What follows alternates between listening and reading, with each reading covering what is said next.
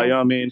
Yo, Arthur, let me get into that first topic real quick. When I was like mostly focused on dating white men and people ask me, oh, why don't you date black men? I'm like, black men ain't checking for me. That's what she told me. Legit. Like, no, they're not checking for me. And I kind of had to like check and like, okay, let me be open to this. They were checking and they were really checking. I realized that the standards I held for black men were way higher than what I held for other races. And I literally had to like double down on myself. Like, girl, you tripping. What's the reason behind all of this? Example of the black man I wanted, at least in his marriage with my mother. So for me, it was just like, all right, you got to be like 10 times in comparison to what I'm settling for with these white men.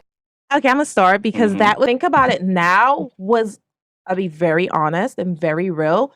White men let me explore my sexuality. Like, these white men, if I was meeting a nice black man in the city, you were still looking at them like no, that's not true. They were not checking for me in the city. Her voice it went up a couple of decimals. Like, you know what I'm saying? Yeah, but that's exactly what I also had a black woman who, because of the media and how white men are portrayed in media and romantic movies. I was gonna get into that. Wait, so everybody thinks Made in Manhattan. So she said, she said to me, well, white men. She said white men are more romantic. I said, how would you know that? You ever dated one? No, they just are.